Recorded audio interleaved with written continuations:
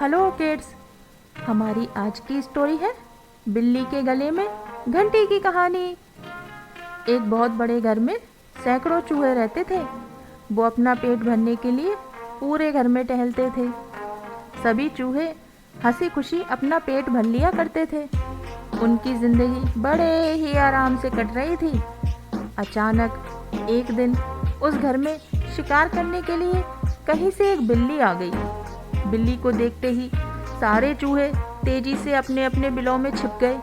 उनने देखा कि उस घर में तो बहुत सारे चूहे हैं। उसने यही रहने का मन बना लिया। अब बिल्ली उसी घर में रहने लगी। जब भी उसे भूख लगती तो बिल्ली अंधेरे में जाकर छिप जाती थी। जब चूहे बाहर निकलते तो बिल्ली उन पर झपट्टा मारकर खा जाती थी। ऐसा रोज होने लगा। धीरे धीरे चूहों की संख्या कम होने लगी। अब चूहों में दहशत फैल गई थी। इस समस्या का हल निकालने के लिए चूहों ने एक सभा बुलाई। सभा में सभी चूहे मौजूद थे। सभी ने कई तरह के सुझाव दिए ताकि बिल्ली के आतंकों को रोका जा सके और उसका शिकार बनने से चूहे बचे रहें। किसी का सुझाव ऐसा नहीं था जिससे बिल्ली का आतंक रोका जा सके।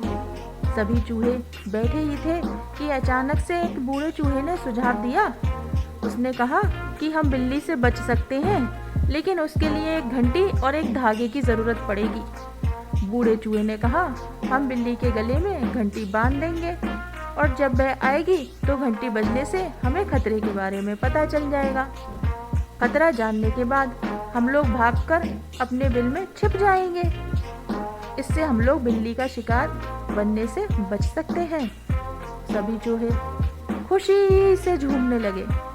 सबने नाचना शुरू कर दिया और खुश होने लगे कि अब तो वह बिल्ली के खतरे से बचे रहेंगे।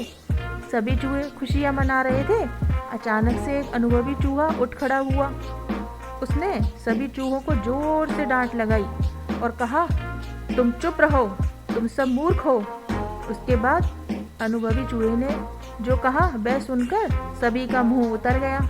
चूहे ने कहा, वो सब तो ठीक है, लेकिन जब तक बिल्ली के गले में घंटी नहीं बंध जाती तब तक हम सुरक्षित नहीं हैं।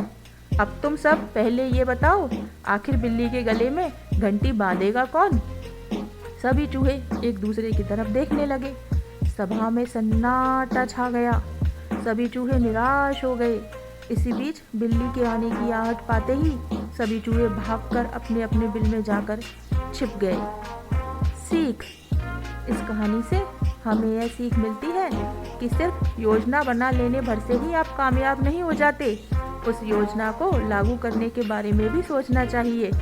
उससे पहले जश्न मनाना बेकार है।